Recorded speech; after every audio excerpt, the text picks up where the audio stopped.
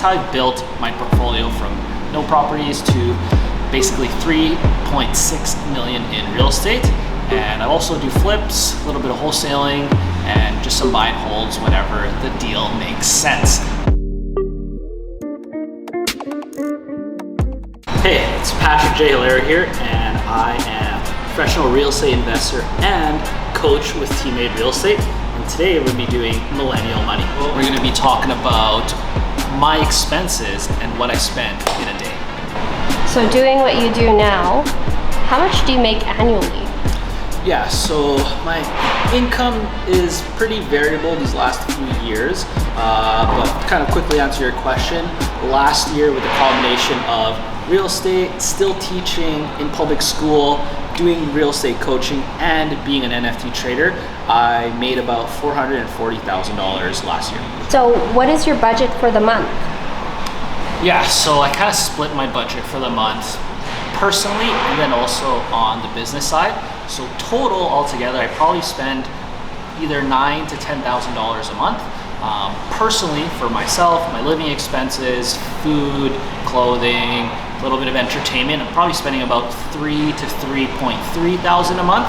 And then the rest of it is going to be on the business side, whether that be my operating expenses, paying off mortgages for the rental income, and then paying any coaches and consultants.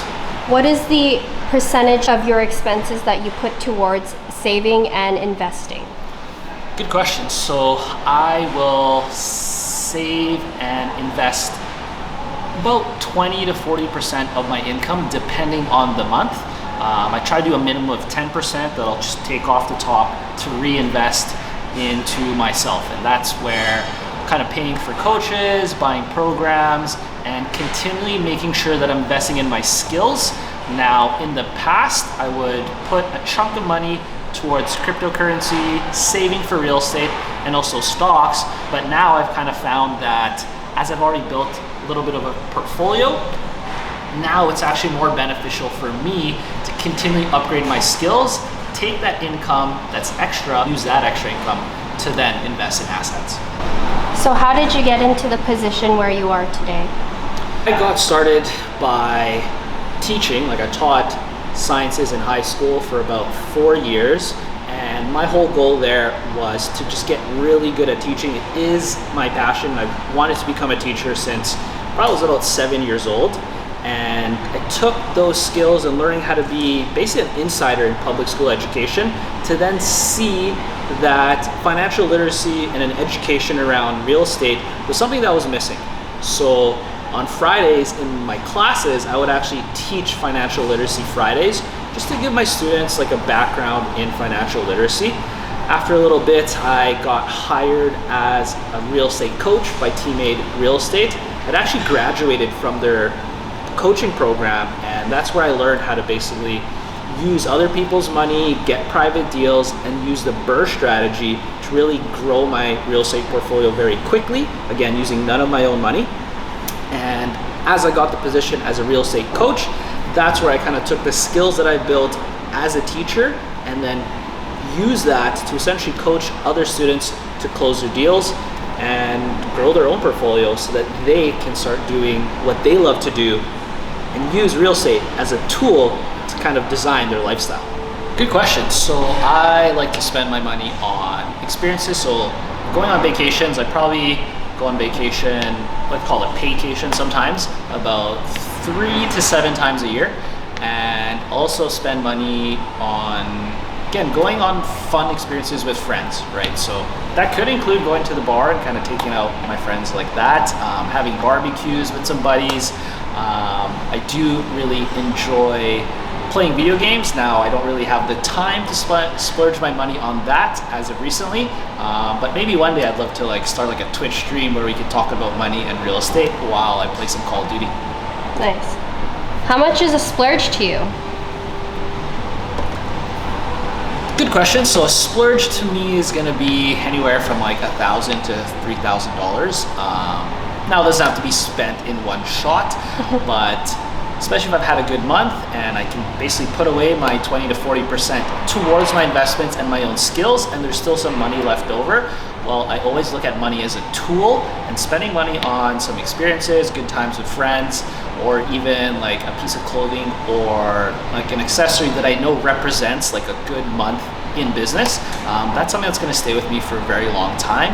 And just creating those memories allows me to like not really think about the cost of that as much, especially if the business and my skills are able to kind of generate that income fairly easily, or at least efficiently. Do you usually have a set purpose on what you spend your money on? Yeah, so I will use different frameworks that are fit into my budget of how much and what I'll spend my money on. So kind of answer the question very quickly is that I'll essentially spend my money on entertainment, obviously operating expenses, and then basically feeding back into myself. And I really prioritize that expense towards investing in myself.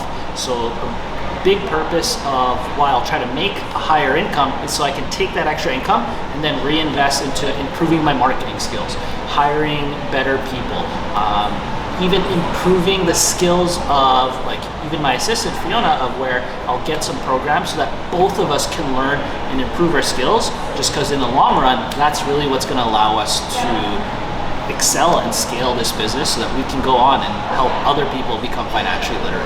What are some reoccurring monthly expenses you have?